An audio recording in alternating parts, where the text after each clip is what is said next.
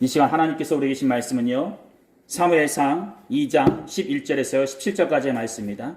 사무엘상 2장 11절에서 17절까지의 말씀. 제가 가지고 있는 성경책으로는 구약성경 410쪽입니다.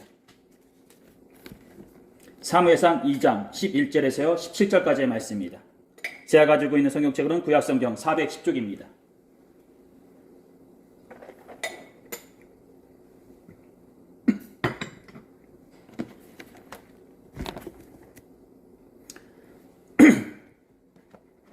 다 찾으신 줄 믿고요. 제가 한 절 읽고 여러분 한 절 읽다가 마지막 17절은요. 다 같이 읽도록 하겠습니다.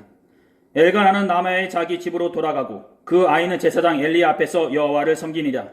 엘리의 아들들은 행실이 나빠 여호와를 알지 못하더라. 그 제사장들이 백성에게 행하는 관습은 이러하니 곧 어떤 사람이 제사를 드리고 그 고기를 삶을 때에 제사장의 사환이 손에 3살 갈고리를 가지고 와서 그것으로 냄비나 솥에나 큰 솥에나 가마에 찔러 넣어 갈고리에 걸려 나오는 것을 제사장이 자기 것으로 가지되 실로에서 그곳에 온 모든 이스라엘 사람에게 이같이 할 뿐 아니라 기름을 태우기 전에도 제사장의 사환이 와서 제사 드리는 사람에게 이르기를 제사장에게 구워 드릴 고기를 내라. 그가 내게 삶은 고기를 원하지 아니하고 날 것을 원하신다 하다가 그 사람이 이르기를 반드시 먼저 기름을 태운 후에 내 마음에 원하는 대로 가지라 하면 그가 말하기를 아니라 지금 내게 내라. 그렇지 아니하면 내가 억지로 빼앗으리라 하였으니 이 소년들의 죄가 여호와 앞에 심히 크문 그들이 여호와의 제사를 멸시함이었더라. 아멘. 오늘은 여러분들과 이런 신앙을 갖고 계시다면 이라는 제목으로 다 같이 하나님의 말씀 나누도록 하겠습니다.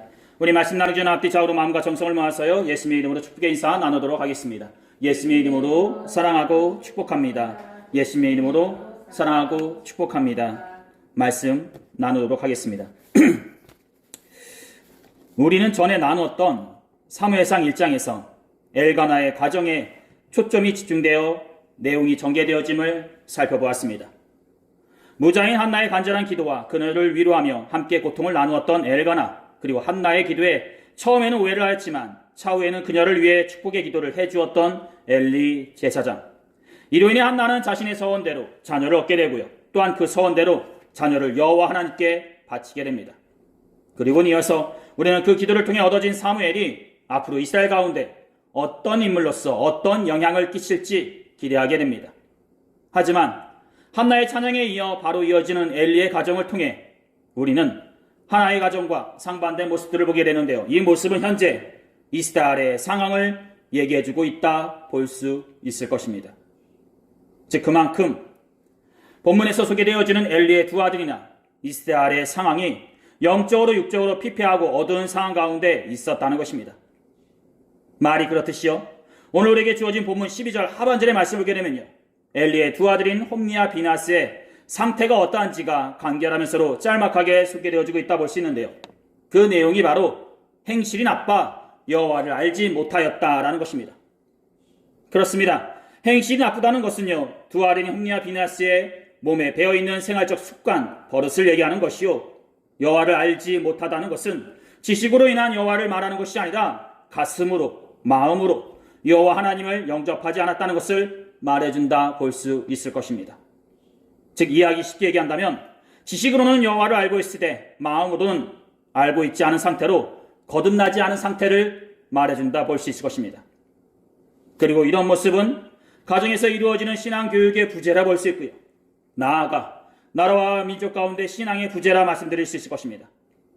즉 가정에서 이루어지는 모든 일들이 나아가 그 지역과 나라 가운데 그만큼의 영향을 끼치게 된다는 것입니다. 우리는 흔히 가정에서 이루어지는 일이나 발생하는 사건들을 감추려고 하고요. 밖에서는 안정적이고 화려한 모습들만 보여주려고 하는데 옛말에 안에서 새는 바가지 밖에서도 샌다라는 말이 있듯이요. 우리가 아무리 감추려고 하고 화려하게 치장한다 해도 근본적으로 가정에서 그것이 교육되어지거나 보완되어지지 않게 되면 사회 나가서도 그 모습, 그 습관대로 보여지게 되는 것은 당연한 모습이라는 것입니다. 즉 가정에서 교육되어지지 않으면 사회 나가서도 교육되어지기 힘들다는 것입니다. 그렇습니다. 이는 학원이나 학교에서 교육되어지는 지식을 얘기하는 것이 아니라 사람의 관계 가운데 필요한 배려나 양보과 같은 성품이나 습관 등을 말하고 있는 것이요, 그 사람의 됨됨이를 말해준다 볼 수 있을 것입니다. 즉 가정은 사람이 사람으로서 세워가는 학교가 되어야 하는 것이요, 부모님은 그 자녀가 올바른 생각과 삶을 살 수 있도록 이끌어주는 선생님이 되어주어야 한다는 것입니다. 아기를 낳는다는 것은 굉장히 큰 고통과 힘듦이 있습니다. 하지만 그 아기를 사람으로서 세워가는 것에는 그만큼의 더 큰 고통과 인내가 필요하다는 것입니다. 제가 살고 있는 아파트 단지에 한 어르신이 겪은 일입니다. 그분이 집 근처를 걷고 있는데 한 어린 학생이 사람들이 다니는 길가에서 담배를 피더랍니다. 그래서 어른된 분으로서 그 아이에게 꿀밤을 한 대 주고 야단을 쳤는데, 그 아이의 부모된 분이 아동학대라면서 그 어르신을 경찰서에 신고하더랍니다. 그래서 그 어르신이 벌금 70만 원을 내었다는데, 그 와중에 이게 말이 되냐고 경찰에게 하소연을 하니 경찰관님이 하시는 말씀이, 다음에 이런 일이 생기면 그냥 모른 채 하고 지나가라고 얘기하더랍니다. 이 어르신은 아이가 부상을 입도록 꿀밤을 주지 않았고요, 야단을 치는 측면에서 살짝 때린 것뿐인데 그것이 아동학대로 넘어가게 되었던 것입니다. 사랑하는 성도 여러분, 이분이 그렇게 잘못을 한 것일까 싶습니다. 제가 받아들이기에는요, 이 어르신이 강압적으로 대따기보다는 따끔하게 훈계를 한 것이요, 그런 측면에서 살짝 터치한 것이라 볼 수 있는데, 그 아이의 부모님은 자신의 아이가 잘못을 했다기보다는 남한테 꿀밤 한 대 맞은 것이 더 억울하고 더 원통했던 것입니다. 그래서 그 어르신을 아동학대죄로 신고한 것인데, 이것이 과연 잘한 것이냐라는 것입니다. 제 개인적인 생각으로는요, 그 아이의 부모님이 지금 아이를 잘못 키우고 있다는 생각만 들 뿐입니다. 사랑하는 성도 여러분, 여러분들의 자녀들은 잘 살아가고 계십니까? 혹여나 이렇듯 나이에 맞지 않은 행동을 행하거나 남한테 피해를 주는 행동을 서슴없이 행하지는 않으시냐는 것입니다. 즉, 교복을 입은 채로 어린 아이들이 다니는 길가에서 담배를 피지 않나, 아니면 무리지어 밤늦게까지 모여다니면서 위압감을 불러일으키는 행동을 행하지는 않냐는 것입니다. 이 자리에 모인 여러분들은 자녀분들을 그 누구보다 잘 이끄시고 올바른 길로 지도하실 것이다 믿습니다. 무조건 내 자식이기 때문에 편을 들어주기보다 올바른 것과 아닌 것을 확실하게 가르쳐주고 아닌 것은 따끔하게 훈계하시는 이 땅의 부모님이 되시기를 두 손 모아 소원합니다. 그리고 또한 그리스도인의 가정으로서요, 여호와의 신앙도 심어주심으로 자녀분들의 한 명의 그리스도인으로서 바로 세워지기를 두 손 모아 소원합니다. 즉, 여호와의 신앙을 소유한 자로서 바른 마음과 행동, 신앙을 소유한 자로서 어떤 상황 속에서도 긍정적인 마음과 소망을 품은 자로서 있기를 바란다는 것입니다. 그런데 오늘 우리가 나누고 있는 엘리 제사장은요, 자녀들에게 그 가정교육을 제대로 하지 못했고요, 그러기에 그의 두 아들인 홈리와 비나스 또한 성경에서 말하고 있는 대로 행실이 나쁘고 여호와를 알지 못하는 자로서 있었다는 것입니다. 그리고 이어지는 13절부터 17절까지의 내용은요, 여호와를 알지 못하는 자로서 행하였던 그 죄들의 내용이라 볼 수 있을 것입니다. 그렇습니다. 먼저 그들은요, 13절부터 14절까지의 내용처럼 사람들이 제물인 고기를 가져와 그 고기를 냄비나 솥에 삶을 때 사원을 시켜 그 고기를 취하였다는 것입니다. 즉, 율법에 의하면 하나님께 바쳐진 제물 중에 흔든 가슴과 뒷다리만 제사장의 몫이었지, 솥에 있는 고기에 꼬챙이를 찍어서 건져 올리는 모든 고기가 다 제사장의 몫이 아니었다라는 것입니다. 하지만 그들은 그 규정을 무시하고요, 자신이 가진 그 직분으로서 하나님이 지키라고 하신 그 율법의 규정을 무시하였던 것입니다. 그것도 한두 번 행한 것이 아니라 습관적으로 계속적으로 그 악행을 저질렀다는 것입니다. 또한 15절과 16절의 말씀처럼요, 당시 모든 제사의 제물은 먼저 여호와의 몫인 기름을 번제단에 태워 여호와께 바쳤어야 했습니다. 그리고 그 다음에야 비로소 제사장의 몫을 취할 수가 있었습니다. 하지만 여기에서도요, 홈리와 비나스는 그 제물을 여호와 하나님께 바치기 전에 먼저 사원을 시켜 취하였다는 것입니다. 즉, 하나님을 먼저 생각하기보다 나를 먼저 생각하였다는 것이요, 하나님의 것을 내 것으로 취하였다는 것입니다. 그리고 이런 모습은 여호와를 업신여기는 모습이라 볼 수 있고요, 여호와께 드리는 제사를 멸시하였다는 것을 말해준다 볼 수 있는 것이었습니다. 즉, 그들은 하나님의 종된 자들로서의 모습이 아닌 자신들이 주인된 자들로서의 모습으로 여호와 하나님을 무시하고 종처럼 생각하였던 것입니다. 사랑하는 성도 여러분, 그야말로 어처구니 없고요. 괘씸한 모습이라 볼 수 있는데, 이런 모습은 교만에서 우러나오는 죄악된 모습이라 말씀드릴 수 있을 것입니다. 즉, 그들이 가진 직분으로 율법의 규정을 무시하는 행위나 그 직분의 위치에서 사람들을 강압적으로 대하는 태도나 나아가 여호와께 드리는 제사를 없인 여기고 여호와를 두려워하지 않는 태도 등은 모두 다 교만에서 우러나오는 죄악된 모습들이라는 것입니다.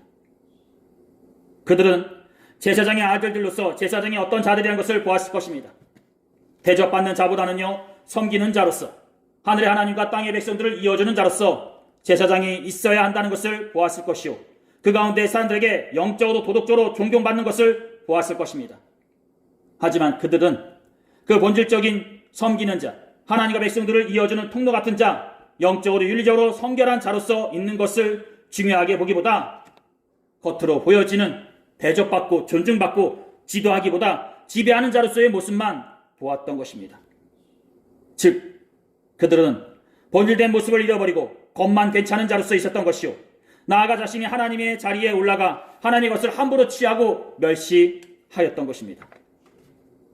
즉, 그들은 제사장의 아비를 둔 자로서 제대로 된 신앙교육과 안정된 환경에서 올바르게 성장할 수 있었지만, 한편으로는요, 그런 환경과 자리가 그들을 더욱더 교만하게 만들었고요, 하나님 앞에 사람들 앞에 죄를 짓는데 묵인하게 하였다는 것입니다. 물론 어떤 환경과 위치에서도 그 사람의 마음이 중요합니다. 즉, 홈리와 비네아스가 가지고 있었던 그 환경보다 그 마음이 중요하다는 것입니다. 하지만 사람은 나약한 존재이고요, 사람의 마음 또한 갈대와 같기에 어떤 상황에 어떤 자리에 올라가냐에 따라 그 마음이 바뀔 수도 있다는 것입니다. 그렇습니다. 이렇듯 홈리와 비네아스 또한 애초부터 아버지인 엘리 제사장의 제대로 된 신앙교육과 따끔한 가르침이 있었다면 그들은 이렇게까지 죄악 가운데 있지는 않았을 것입니다. 그리고 그 마음속에 교만한 마음이 생겨도 이를 바로 잡으려는 노력이 있었을 것입니다.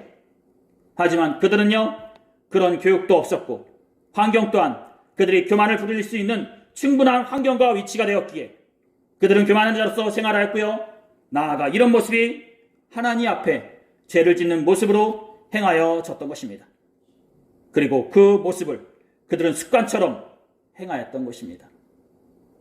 즉, 하나님의 은혜 가운데 살아야 되는데 하나님의 은혜가 아닌 죄 가운데 속에서 항상 습관처럼 이루어지게 되니 그의 삶 자체가 다 죄 가운데 살아가는 삶이었다라는 것입니다.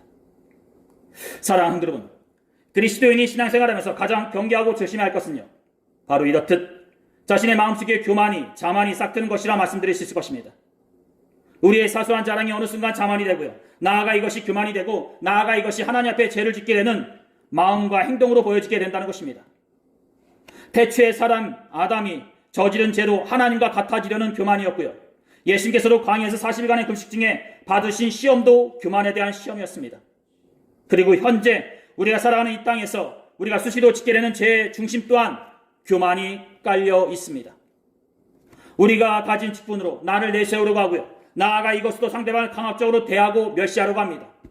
성추행, 성폭행, 갑질 행동 등 사회적으로 벌어지는 모든 사건의 그 중심에는 내가 높다, 내가 상대방보다 더 높은 지위에 있으며 더 많은 권세를 가지고 있다, 위치에 있다라는 그 생각하는 그 교만의 마음이 깔려 있다라는 것입니다. 그 마음에서 갑질 행동을 하는 것이요, 그 위치에서 성폭행과 성추행이 이루어지게 되는 것입니다. 세계적인 큰 축제가 벌어지거나 이를 대표해서 팀이 이끌어지게 되면요, 리더자의 리더십에 대해서 말을 하게 됩니다. 왜냐하면 그 조직을 이끄는 리더자의 리더십에 따라 그 공동체가 이끌어지고 변화되어지기 때문입니다. 그런데 그 리더십을 얘기할 때마다 우리가 접하는 단어와 문장들이 있는데요, 그것은 바로 협력과 소통보다는 지시만 한다는 것이요, 누군가의 의견에 대해 가볍게 여기거나 묵살한다는 것입니다. 그리고 또한 자신의 오류나 실패를 인정하지 않고 이를 지적한 사람을 오히려 공격한다는 것입니다. 나아가 그 실패의 원인을 누군가에게 떠넘겨 생량을 만든다는 것입니다. 그렇습니다. 우리가 몸담고 있는 공동체에서나 팀에게서 가끔씩 어쩌면 수시로 보게 되는 모습들이라 볼 수 있는데요, 이 모습들의 그 중심에는 자신이 최고라는, 자신이 정답이라는 교만이 깔려 있다라는 것입니다. 경기에서 질 수 있습니다. 노력한 것만큼 결과를 못 얻을 수도 있습니다. 하지만 중요한 것은요, 공정한 절차 가운데 리더자가 세워지고 팀이 이끌어지고 있냐는 것이요, 리더자가 그 팀을 어떻게 이끌었냐는 것은 중요하다는 것입니다. 사랑하는 여러분, 그렇습니다. 여러분들은 어떤 마음을 가지고 신앙생활을 하고 계십니까? 우리의 마음속에 교만한 마음이 있다면 어느 순간 사람들 앞에 제약된 모습을 서슴없이 행할 것이요, 나아가 하나님 앞에서도 하나님을 두려워하지 않고 하나님께 드리는 예배 또한 업신여기는 자로서 있을 것입니다. 하지만 우리의 마음속에 교만 대신 겸손이 있다면 하나님께서는 우리를 외면하지 않으시고 우리에게 겸손한 자에게 행하시는 축복과 은혜가 있을 것입니다. 사랑하는 성도 여러분, 차후 홈리와 비나스는 에베네셀 전투에서 목숨을 잃게 되고요, 그들의 가문 또한 한순간에 몰락을 하게 됩니다. 하지만 우리가 여기서 중요하게 보아야 할 것은요, 그들이 이렇게까지 되기 전에 오늘 본문의 내용처럼 그들의 마음과 행동을 먼저 보아야 할 것입니다. 즉, 그들이 교만한 마음에서 우러나오는 이런 죄들을 저지르지 않았다면 그들이 이렇게까지 되었을까라는 생각을 먼저 해보아야 한다는 것입니다. 사랑하는 여러분, 이렇듯 우리의 마음속에 교만을 경계하기를 바라면서 오늘 하나님께서 우리에게 주신 말씀은 여기까지입니다. 기도하시겠습니다. 귀하시고 복되신 우리 주 하나님 아버지, 오늘은 엘리 가문의 두 아들인 홈리와 비냐스를 보면서 우리 또한 이렇듯 교만한 자로서 있지는 않은지 살펴보게 됩니다. 우리가 순간순간마다 교만하지 않게 하시고 순간순간마다 주님만을 바라봄으로써 겸손한 자로서 올바른 자로서 살아가는 주의 백성들이 되게 하여 주시옵소서. 그리고 또한 모든 것을 주님께 돌리며 오직 주님의 영광을 위해 외치는 복된 주의 백성들이 되게 하여 주시옵소서. 주님은 우리의 왕이 되시며 주인이 되십니다.